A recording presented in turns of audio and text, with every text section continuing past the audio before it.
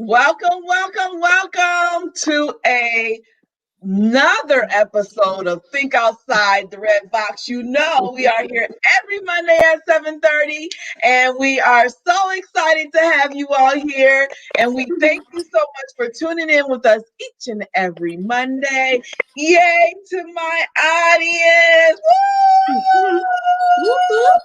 All right. Yeah. Woohoo. Y'all know I love it when y'all talk to us. You know I love it when you give us comments and feedback. You know I love it when you join in. So don't hesitate. Don't hesitate if you have a question. Don't hesitate if you have a comment that you want to give, that you make sure that you put it in the chat and talk to us. Okay? Now, I always have to say thank you to my co-host, Dion Coates, for hanging with me Cookies. every Monday at 7:30, because she didn't have to be here, but she loves y'all just as much as I do. So thank you, Dion. Yay. Good evening. How's everybody today? And Woo. and you know I'm super, super, super, super excited. Some music, y'all. I need some music, okay? I need some music to introduce our special guest. I was about to say my special guest. I do be liking to claim her all as my own, but I won't be stingy tonight. So oops, I was about to say it again, y'all. Our special guest, Anitra Llewellyn Scott. Yeah. Hello, Hello, everyone. everyone. Welcome, Thank you Anitra. for Yay. joining us. We're so happy to have you here.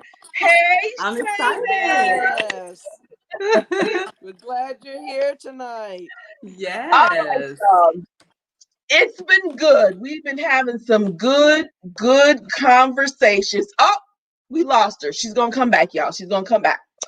We've been having some really good conversations about expectations, okay, for the last few weeks. And today, we're going to talk about cultivating. Sorry. That's okay. I'm So like, where do tonight, I see the comments at? I'm trying to see the comments, and I'm like, oh Lord, I done lost them. I said she'll be back. She'll be back. I'll just do some fillers. Good evening, Hey, Pastor Pastor Dolores. Dolores. How are you? Oh All right. man. So for the last few weeks, we've been talking about expectations in a relationship, and how we have these Yeah. false expectations, and we have these beliefs and truths that we are living by and expecting. We're in particular talking about expecting our spouse to perform a certain way or do certain things in order to make us feel good, in order to make us feel loved or appreciated or beautiful, whatever that may be. And we talked a lot about how that is not really fair, to our significant others, partners, spouses, when we have these false expectations that we put on them. And a lot of that has to deal with things that we need to heal from. And so out of that conversation came the fact that, you know, a person needs to heal, but sometimes they can't heal because of the environment they're in, right? And so while we may express our expectations, we may need healing, but that other person needs healing. So somebody's got to get healed. And in that process, we have to be able to see where that person is that needs healing and be able to create what we call a safe place for healing, a safe place for allowing them to be vulnerable and communicate. And so we brought Anitra on here because Larry was our guest and talking about the false expectations. And in that, he let us know how his wife Anitra had created a place in which he could feel like he could be vulnerable and he could break down those walls and begin to heal. And so it only seemed right for her to come on here and be able to share with us her experience and what she did in order to create that safe place for him. So this is going to be some learning tonight, y'all. So get comfortable, get you some popcorn, get your favorite drink. All right. We about to teach you some things, Not okay? some popcorn, huh? Yes, some popcorn. We entertain as well. So for that tonight. All right, so that's what we're gonna get into tonight. So we're again, thank you, Anitra, so You're much welcome. for joining us tonight and joining in this conversation. We're so glad to have you. Yes, thank you. Thank Thank you so you. much. All right. Before we get started, Dion, is there anything that you want to say to the people before we get started? Just want to say again, thank you, Anitra, for coming along and joining our Absolutely. conversation. And putting some things to rest. Just ask everybody to have an open mind and understand that what we share with you tonight, it might not be for every household, but there might be some good lessons in this that you can learn this evening, that you can have a takeaway that you can add to what you're doing. So just stay open to the process. We here to enlighten and encourage and just to bring you a different way of looking at things.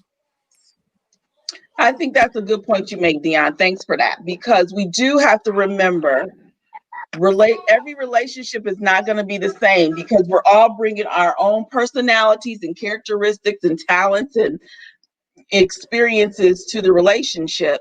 And so we're going to do our best to give you something that maybe you can grab onto, but know that that is not a one size fit all solution. So we're going to get right into this.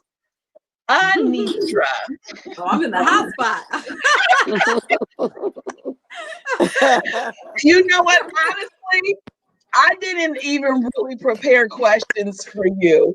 I Oh mean, Lord. I just had this notion that you're just gonna come and you're just gonna spill it all, and I could just sit back and smile, right, and take it all in. But no, seriously though, um, Okay. just to give the people some type of premise of where we are.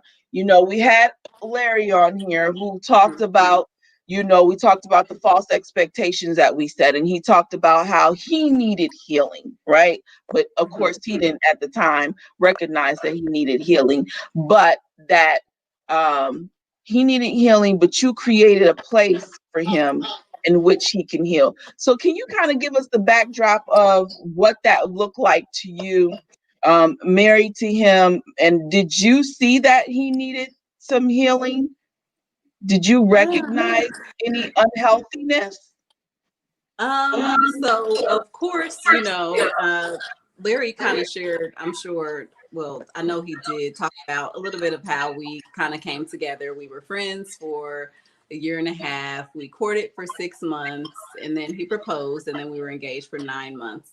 So of course, during that process, which the longest process for us was friendship, of getting to know each other, I felt like we set ourselves up for a pretty decent start. We did premarital once we got out of the friendship stage. But in the friendship stage, we really got to know one another, and we got to know one another without um, that push for being together.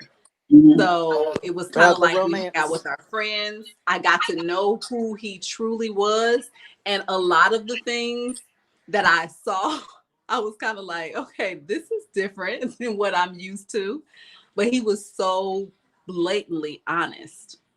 Um, so that made me feel comfortable because I mean, he didn't sugarcoat nothing, I mean, he said what he meant and meant what he said.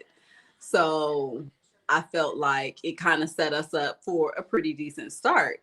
However, once we got married, there were some things that, of course, you don't recognize until you come together. We didn't live together before marriage. We didn't have sex before marriage. So all of these new things that you're putting into it, because people say it's no difference with getting married. It's just a piece of paper. I totally disagree.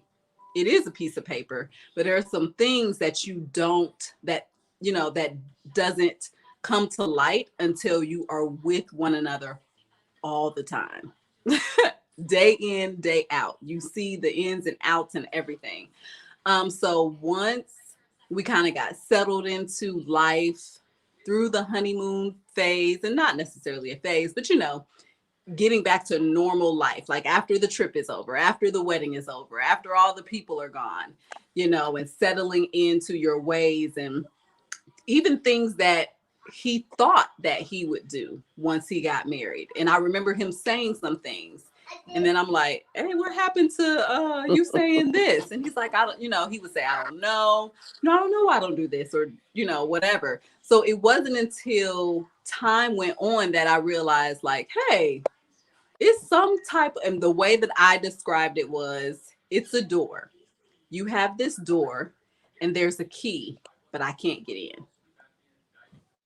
And so that was the moment where we were like, where I recognized something exists, but I don't know what it is.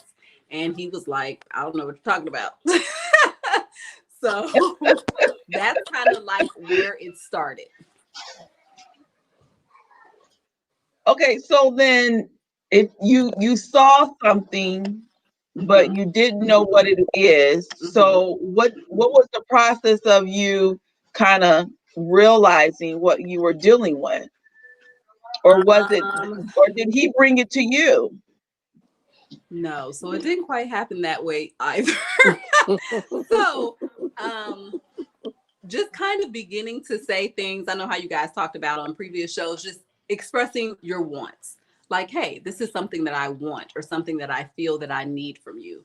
Expressing those things, and him hearing them and then not reciprocating it was like, okay, what's going on here? And so I know on our show we gave the example how I was telling him that I felt like I needed because he couldn't express his love verbally that well. So I figured, me being the organized, smart person I am, that I'll just type out all the things that I want you to say and give them to you. That way, you know what I want to hear, and then you can just give it to me when you think it, but don't say it. And he did it one time. That was it. And I'm like, okay, I tried that. So after all of these things, and trying and learning more about ourselves, and learning even about what we have been taught, and really truly understanding love languages, I understood that, okay, I'm expecting him to love me the way that I love him. And I was totally missing the ways that he was loving me in his condition the best way. Uh-oh. You went out. I don't know if you went out to the people on Facebook, because you went out to me. So I'm gonna need you to repeat your last sentence. I think I was saying that I was expecting him to love me the way that I love him, and I was missing all of the opportunities that he was loving me the best way he could in his condition. So how did you come to how did you come to that conclusion?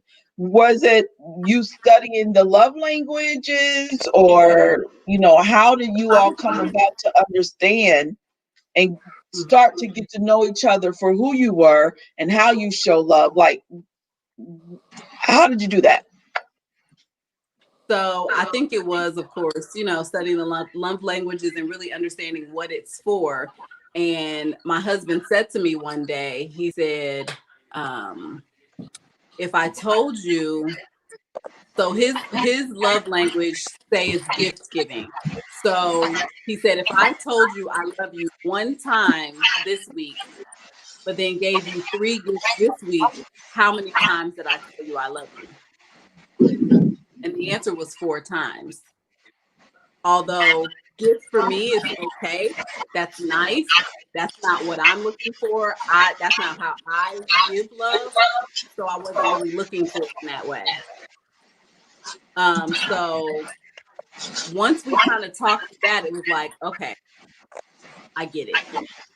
And so from that point, I began to accept him where he was, It's hard. Now, I'm not going to say it's easy, but letting down all of those expectations and all of those things to accept him and love him right where he was, even though I wanted so much more.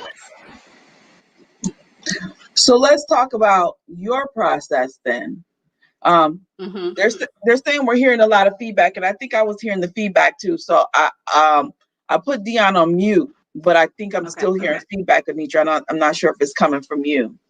But can we talk about your process of starting to let go of your expectations and what you were wanting or what you were thinking you were wanting, so that you could allow yourself to begin to see him for who he was, love him for who you were discovering that he was? Can you talk about what that was like for you, how you went through that?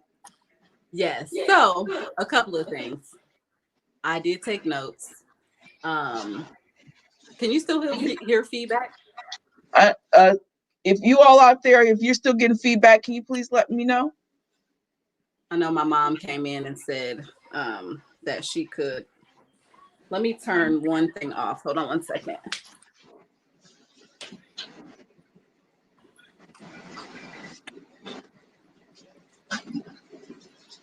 Okay, I don't know what else to do if that doesn't work. They say yes, they're still getting feedback. Okay. I have nothing else on. So I don't know. All right, I'm gonna put myself on mute. Maybe that will help. Okay. So the one thing that there was a lot of books that I read, there was a lot of things that I listened to, like Miles Monroe and other relationship things. And I had to figure out, okay, well, the number one thing is I will tell everybody the book,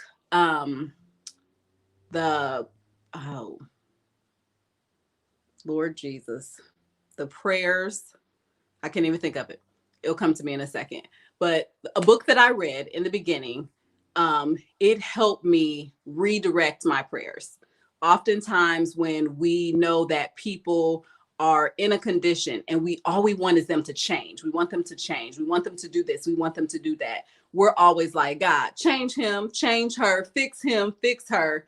When really it's like, God, let's look inside of me. What do I need to be doing to help this situation? What can I do to, thank you, Mom, Power of a Praying Wife. I'm like, I can't think of a word. The Power of a Praying Wife. And that was one of the first, but I actually read that in my first year of marriage. And that was one of the things that really helped me pray differently. And I had to look at, okay, what is my purpose as a wife? My purpose as a wife was to be a helper. So that is to help fulfill the mission and the assignment that God had on not just my husband's life, but our life together. And the second thing that I believe a wife is also a producer. We produce things. And the third thing, which is kind of like the second thing, is an incubator. And as an incubator, we multiply things. But I had to take a step back and look at, what am I multiplying? It's not just children that we multiply. We can multiply ideas that our spouse has, but we can also multiply fears.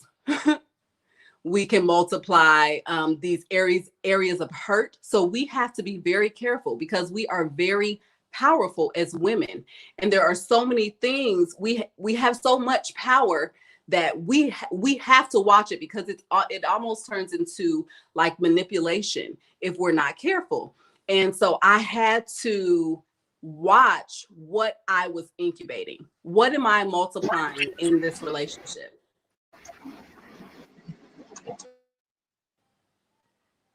I can't hear you.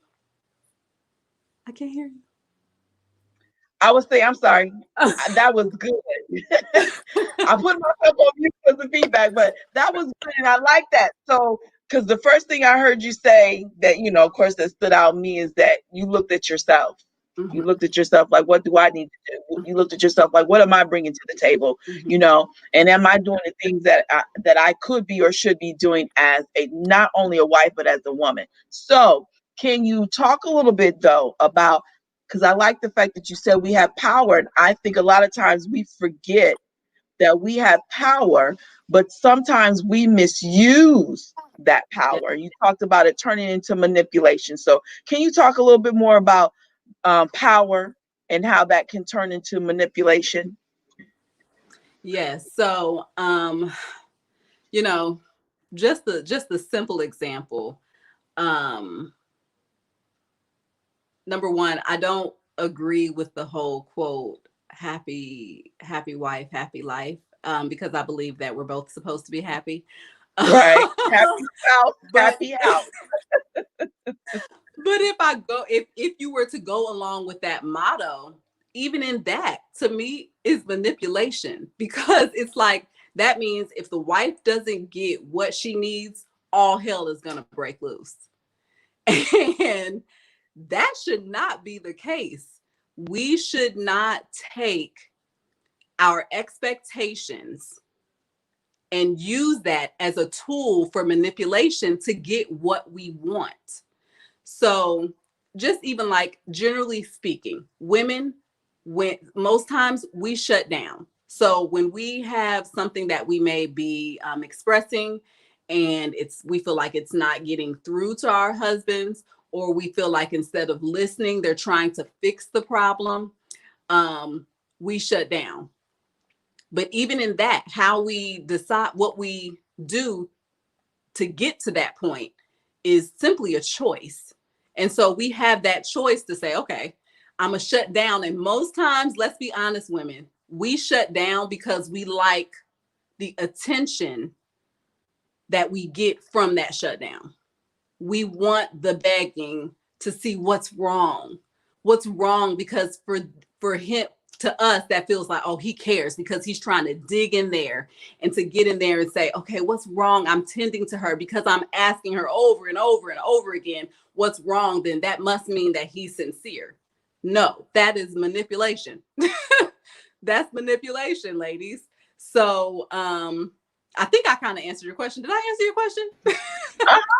How can you take that power you have and turn it into manipulation? And is I mean, because what I'm hearing from you, and you can tell me if I'm wrong, but what I'm hearing from you is that, like, we have power with our words, but sometimes we will keep those words and we will use silence, and we use Mm-hmm. that silence to manipulate them into doing things that we want them to do, or respond to us so that we can get whatever it is, that feeling that we're trying to get from them.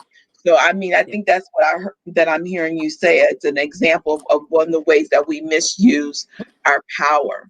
And Pastor Dolores says most men don't beg; they enjoy the break.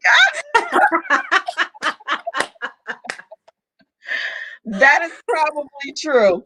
I will say this though, because I'm one of those quiet ones, and and but I'm quiet because I need to think before I speak, and I need Yeah. to process what's going on. I need to process what happened. I need to ask myself, is what you think you are, is what you think it is really what it is, or is your mind creating um something that's really not there?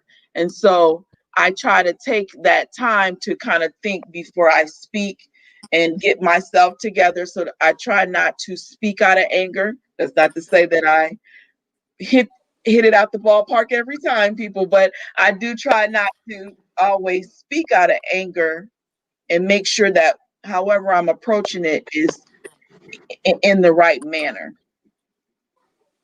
Um, Pastor Dolores says silence can be a sign of control. We'll have to have a whole nother conversation about this silence. Yes. I'm open though. I'm open because I don't intend to use it as a way of controlling or a way of being manipulating.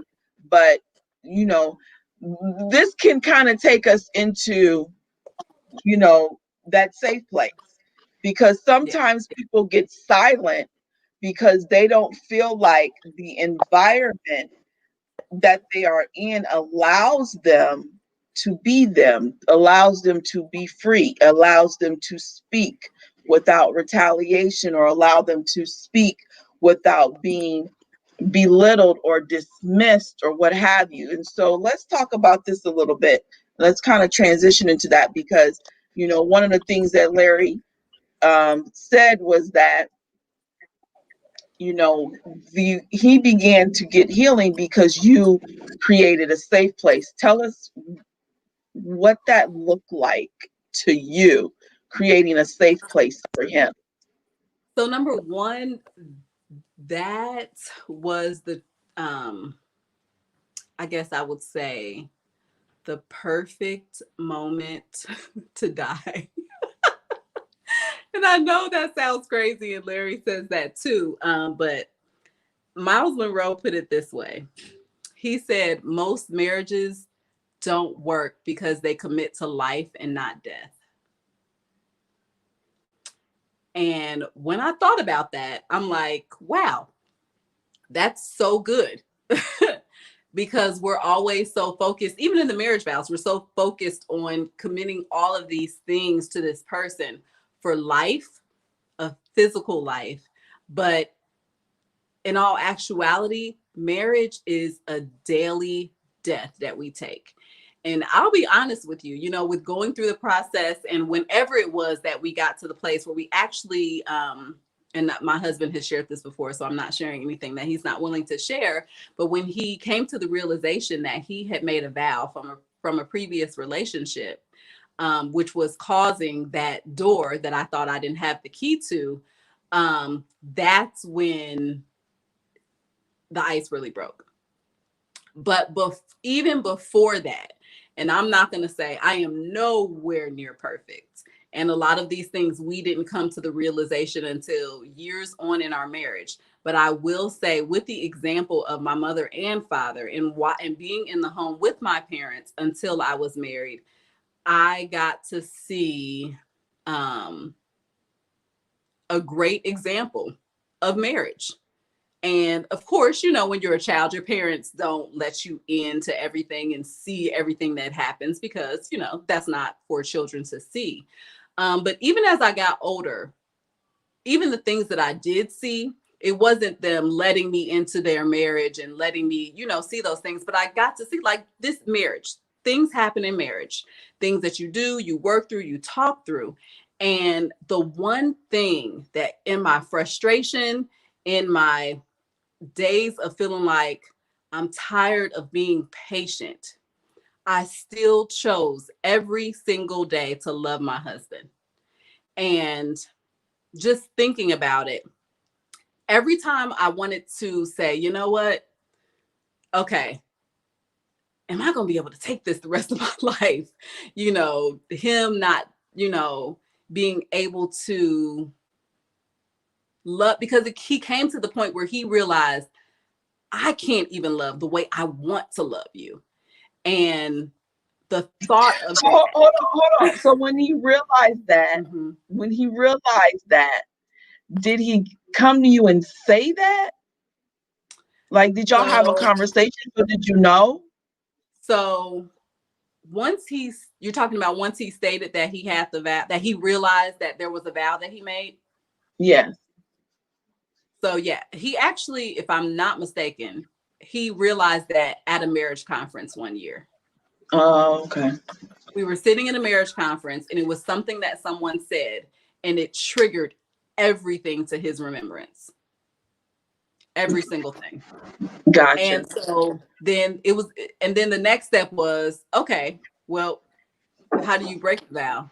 Okay, you denounce it. You denounce the vow and you let it go. But that's not that easy. It's like once he came to that realization, okay, this is how I do it. It was kind of like, okay, this is how I do it, but how do I do it? You know what I mean? Like, you can say denounce it, you can say let it go, but what does that really look like? And then he had to go back and rewind to that pain and what it was connected to. Why do I feel this way? Why did I make this vow? Okay, I made this vow because this person hurt me, and therefore I made a vow to never trust to the point where I would be able to feel what I felt when that happened. So go ahead. Were you about to say something? I was going to ask you, how did you feel when he had finally had a revelation and you can be like, that's what it is. Like, I can pinpoint this. How did that make you feel? And I'm being totally honest with you. I was like, I remember saying first accepting that, because that's something that he did unknowingly, or, kind of like, this is something that I did, but not really saying like, oh my gosh, this is a vow. Vows are real and strong. But I remember after kind of accepting that, me processing that, and then I had to go through my whole thing of, okay, now when we gonna break this vow? Because she got a piece of you that I didn't get, and she wasn't married to you. And I did everything that I was supposed to do. I waited. I did everything right. So get this together so I can reap all the benefits of what I should be reaping. And I don't want to feel like, oh, she got more of him than I got. And she wasn't even his husband. I mean, his wife, That's originally my thought. Like, you better hurry up and get rid of that vow. What did he say? What did he say? I can't see what Larry said. First he said, tell the truth. I'm going to tell the truth. Then she said, how can I approach all my relationships with women based on my one experience? Yes, that is true. And I think that's a profound statement. And, it goes back to taking the cuffs off. How you going to hold me to what someone else did to you? I didn't do that. So why do I have to be held and punished for what someone else has to do? And that's what letting go of those expectations are all about. All right. So I kind of got. I just want to say that was the exact feeling, exactly what you said. I felt like I was being punished for something he did. Or something she did, the other she. Or the other she. But let me tell you why I said what he did. Because I felt like, well, I did what I was supposed to do. You the one who made the decision to have sex before marriage and to make all these other decisions before me and outside of God's intent of what a marriage and a relationship should look like. So while, yes, like most women do, whatever, they get mad at the other woman, even though it wasn't a situation of cheating, but it's really like, okay, he is another part of that relationship too, So it was even processing through that. But even in that, I had to come to the conclusion, which it wasn't immediately, that it wasn't me. So how did you come to that conclusion? I think really talking through it with Larry. Like I said, Larry is very open. He's not the type person who's not going to just be honest with how he feels. And just like our communication, we talk pretty much about everything. And I feel like our relationship roles have changed now, because I was the talker. I was always the one asking questions and all of this.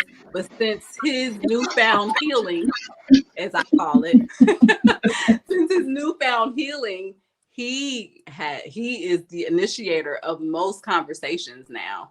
And it causes you to think, it causes you to question things. I mean, we sit through TV shows. We like watching any show about relationship, and we just pause it and ask each other questions. But really knowing who I am and knowing that I'm Anitra, no matter who you are, what you do, what you say, this is me. This is who I am. So just accepting that is what I would say. So was his epiphany at this conference like that defining moment and an aha moment that gave you the notion I need to maybe deal with him differently or I need to do things differently? How did it come about that you decided or made a decision that, you know, how I approach this is going to be different, me dying daily? And then just kind of walk us through what you began to do to kind of change that environment and that atmosphere to allow him to go through his transition, because he denounced it, but there has to be that transition of change where we're really letting go. And so what did you, Anitra, do to say, this is what I'm going to do to support that transition? Okay, so prior to that, I'm a pretty easygoing person. And Larry's the same way. I don't get mad at a lot of things. It takes a lot to upset me. Um, I forgive very easily. I'm pretty patient. Um, And so even in that process before that realization, I was still kind of like, this is my husband. I'm going to love him and I'm going to keep doing what I'm going to do. Other times I was like, you know what? I'm about to let you get a taste of your own medicine and feel what I feel. I ain't going to love you back neither. That's how, sometimes we feel like I can't take it anymore. I can't do it. I don't want to always be how everyone says the bigger person, but that's not really what it is. And then once the realization of the vow came, now that realization didn't just happen this year or the year before that or the year before that. It's probably been it was between his change and the realization of the vow, it was probably like 5 years. So even after that happened, you in your mind, you think, okay, now he knows what it is. Okay, everything's about to change. Nope. Because that at that moment is when he had to make a choice to die, and he didn't make that choice immediately.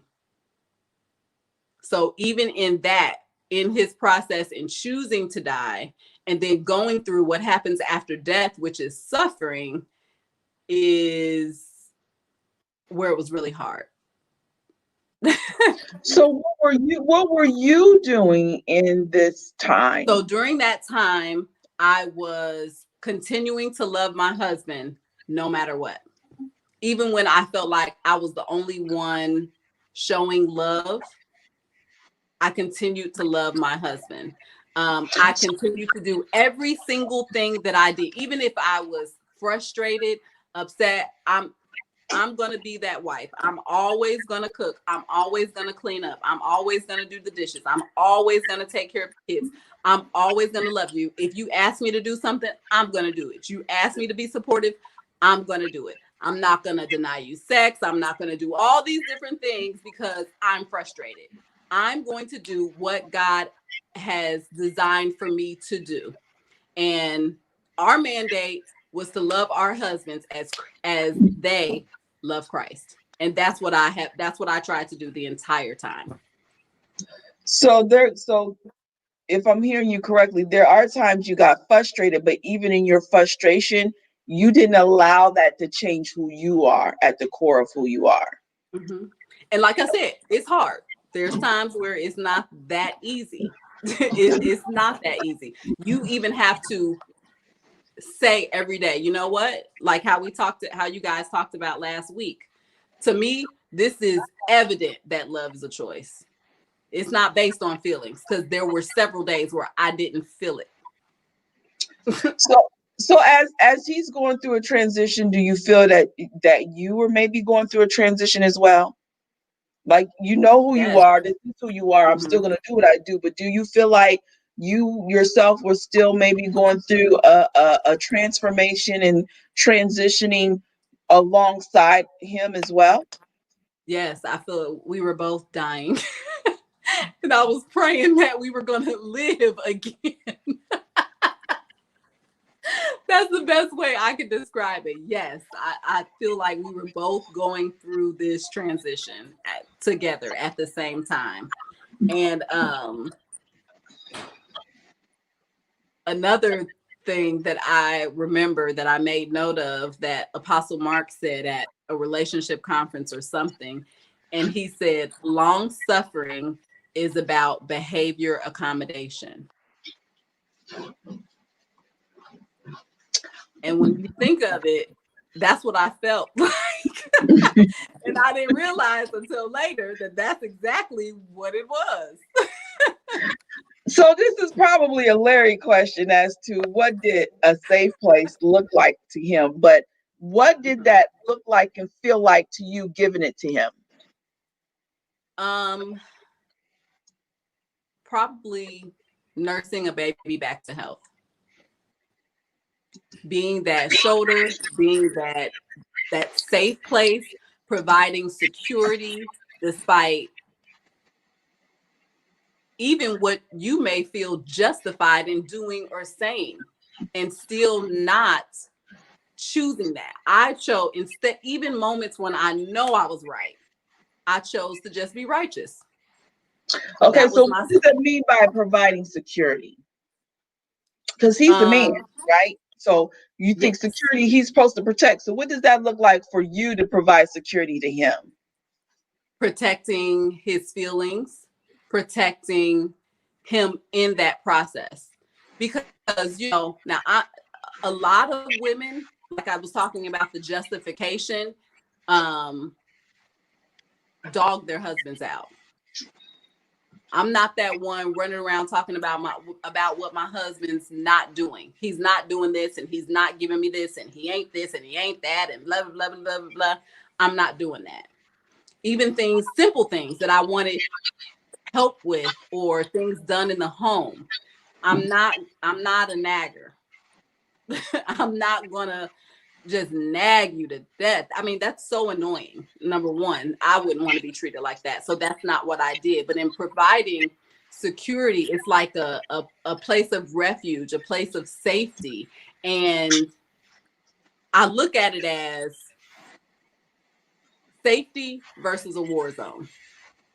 And I think that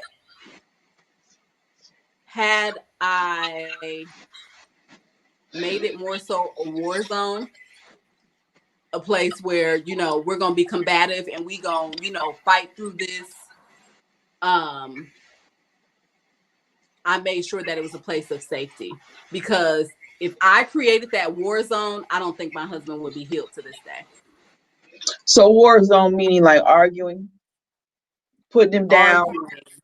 Putting him down with my words, not being supportive, not being who I'm supposed to be to my husband.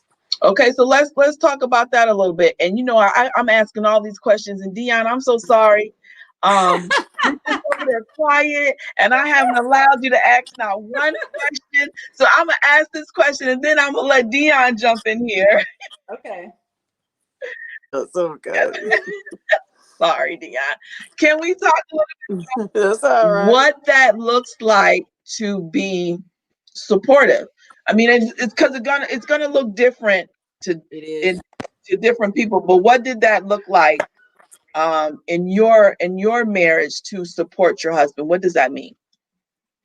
So if you were to ask both of us at the same time at that time, we would have had different answers.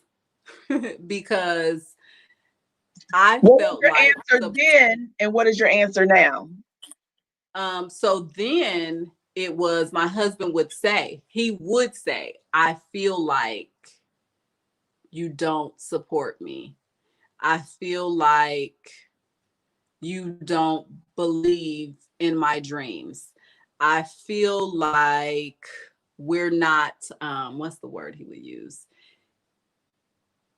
Pretty much like, this is kind of like what you do and this is what I do, and it's not together. So everything that he would ask me to do, I did. And that was my definition and my way of supporting him. For example, one time he said he wanted to write a book. So I connected him with an editor. I bought him something to write with to begin to write his book. And I gave him a calendar to help him plan that out. And he didn't write the book. Sorry for the dramatic pause, but he didn't write the book. And I'm like, I mean, what more support do you want? And he was like, yeah, you did that, but that's not what I was looking for. I was looking for you to do it with me, and I was looking for this, and I was looking for that. So I'm like, okay. He started a business that So he was looking for at the you to time help I him didn't. write the book. So he thought. Okay. So You y'all supposed asked to me sit then down and and write now. So together. You're supposed to. so now when we talk about it now, he was like, because of his hurt and the things that he experienced, support looked like something else to him. Meaning, support was showing up, putting in the work to doing that. He looked to be affirmed when I felt like what he asked, me supplying all the tools that you need to get it done, was going to help you. When really he wanted the affirmation of, do it, go ahead, you can write the book, you the bomb. Someone even said something to him and he was like, that's what I was looking for. And I'm like, well, dang, I didn't, I thought, but now when we talk about it, he's like, I see that that was the support, but because what I thought it was filtered through my pain and my experiences, I totally missed your way of supporting me. And so, what does that look like now? So now, I'm still doing the same thing. I'm doing everything I was doing before, but now because all of that is gone and he has worked through all of that, he feels supported because it's not filtered, I guess, through that pain. So the expectation, the affirmation, all these other things that he was looking for, that he thought he needed to validate what he was doing, the decisions he was making, that wasn't needed because he found that through himself, through God. Right. Okay. Gotcha. Love it. Dion, So I've been all in it. Well, it's funny that you say that because there was this pastor that said one time that marriage should be reciprocity. yes. And we don't think about it in that relationship because we don't understand what reciprocity means. It just means to practice the exchange of things with others so that there's a mutual benefit. And a lot of times in relationships, just to go back a little bit to what you said, Anitra, I, like you, didn't have the sex before marriage. And my husband and I dated a little bit longer than you and Larry. We dated for Mm-hmm. 4 years. And where Okay. we were at church, they believed they didn't want, I guess they were using us as an example. They didn't want us to get married too soon, but they wanted us to have enough information so that we could have a lasting relationship and a lasting marriage. And even in that, you still make mistakes and you still err. Because I, like you, if you tell me you want peas and you can eat peas every day, I'm going to cook you peas every day till you tell me to stop. I remember my husband saying one time, "You don't have to cook peas for me every day." And I'm thinking to myself, "But you told me you wanted to eat them every day."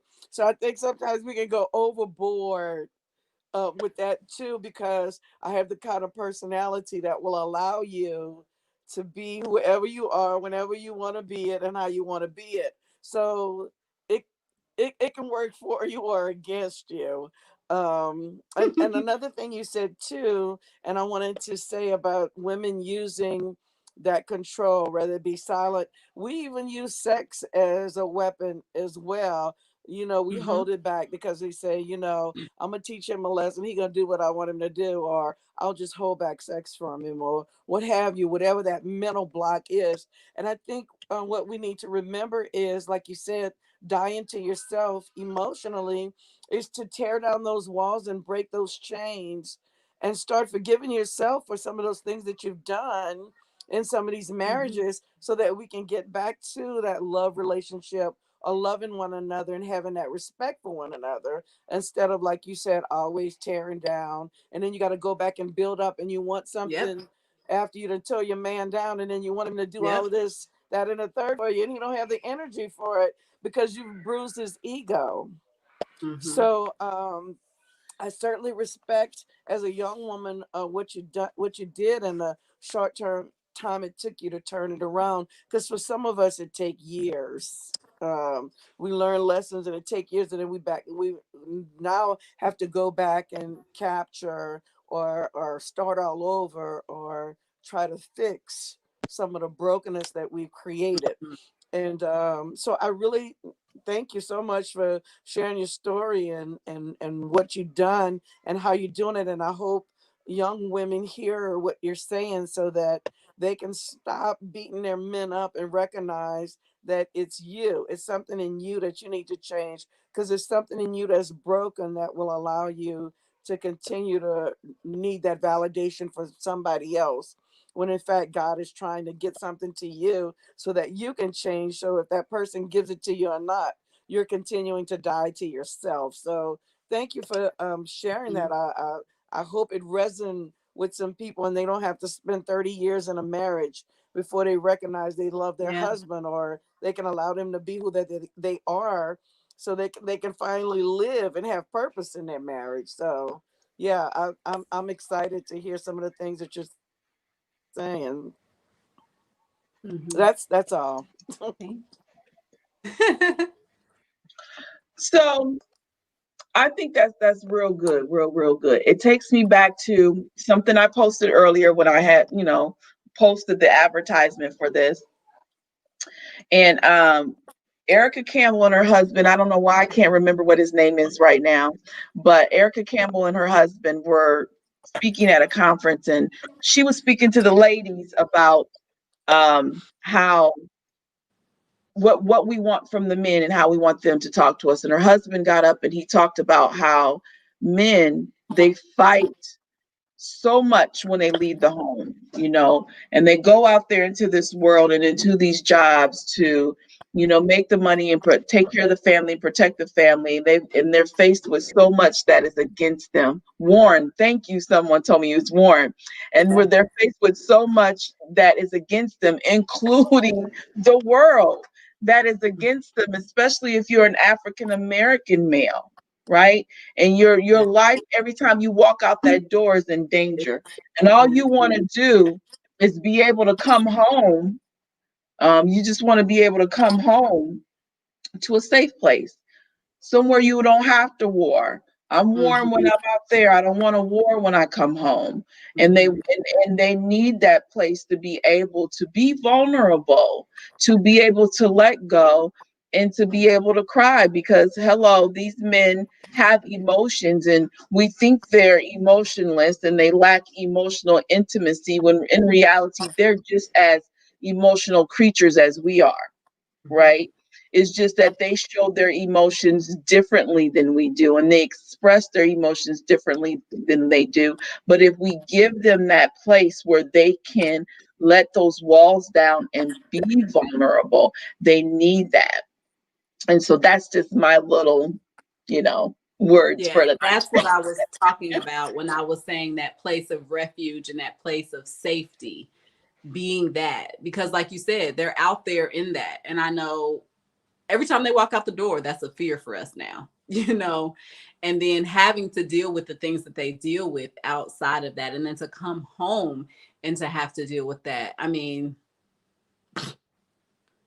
that's just like any other thing, that's that. I don't know. I'm just No, that's something that I don't um agree with.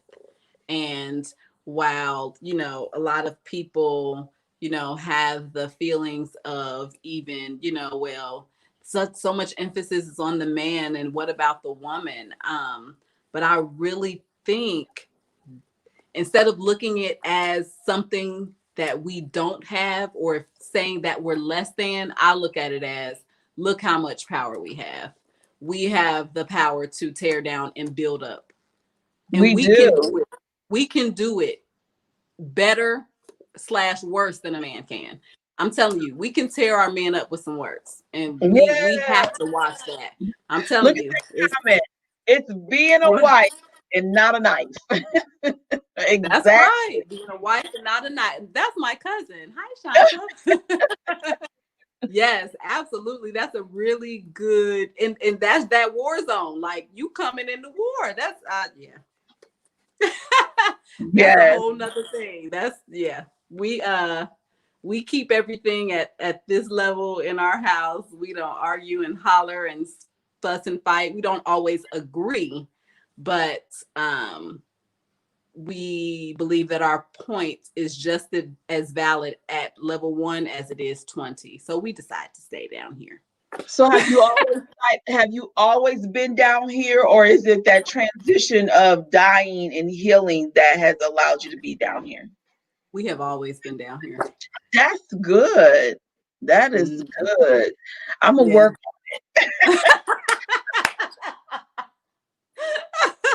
Sometimes I could be I'm a loud. southerner. I'm a southerner, Nitra, and that's not how we Yeah, and roll. I was gonna say, I remember having a conversation with Dion and Excellent Wives, and she's like, "Oh, I like to argue. I be ready, bring it That's right. on."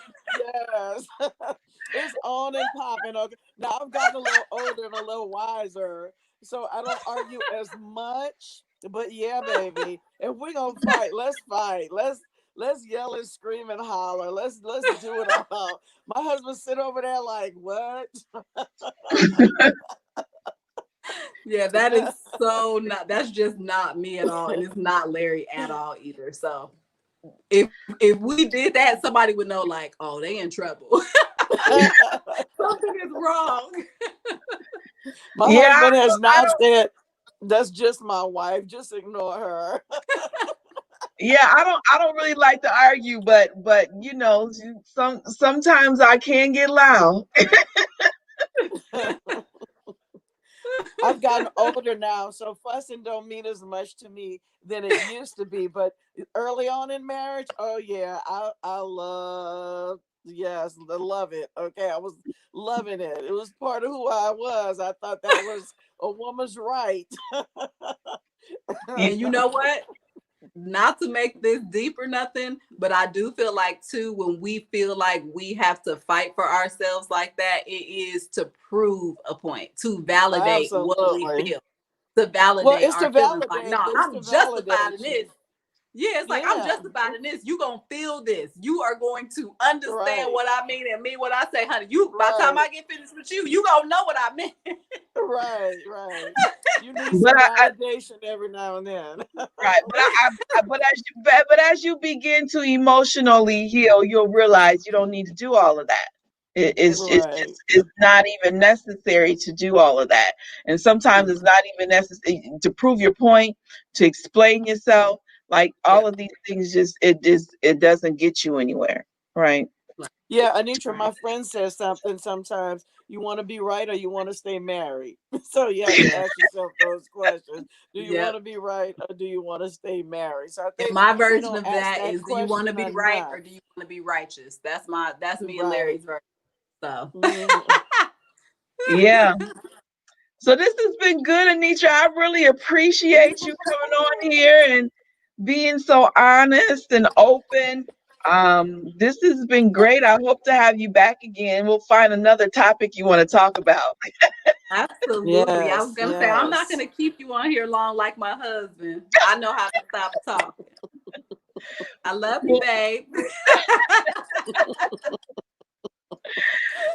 so we have a recommendation. Please watch Behind Every Man on OWN with Kirk Frank. Yes, that was Oh, a I really good haven't episode. started. I I, haven't I started watching it. I loved it. I actually did learn a lot by watching Mhm, that one, and mhm. the stuff that she said. So yeah, ladies out there, um, go ahead and watch it. The Behind Every Man is just it's really good anyway. But the one about Kirk and Tammy Franklin was excellent. Um, Okay, yeah, I've never seen any of those. But Black Love is good too. Do you watch yes, that? I do. I do. Yeah, Thank you, that's good. Sophia. She said this was an awesome dialogue. It was. And so we're going to hopefully have more and more of these. I like these kind of conversations. I think they're so good for us to have these conversations and learn and grow from them. So, Nitra, we'll definitely have you back again. All right. Thanks. Absolutely. So, Any so closing Yay. words for the people out there before we? Well, you know what? Hold on. okay. Our guest. I keep saying my guest. I'm so sorry. Our guest, Nitra, do you have any parting words for the people out there? Yes. 1 Corinthians 13, 4-7. Look, she gonna make Read me it get in the my message. Bible. Read it in the message translation. Here, I'll read it to you as we go because I had it in my notes. And I feel like this will help create that safe place. Love never gives up. Love cares more for others than for self. Love doesn't want what it doesn't have. Love doesn't strut, doesn't have a swelled head, doesn't force itself on others, isn't always me first, doesn't fly off the handle, doesn't keep score of sins of others, doesn't revel when others grovel, takes pleasure in flowering of truth, puts up with anything, trust God always, always looks for the best, never looks back, but keeps going to the end. Keep going to the end, ladies. Can you repeat that scripture again? It was 1 Corinthians 13, 4-7. 13, 4-7. Thank you so I much. just like the message.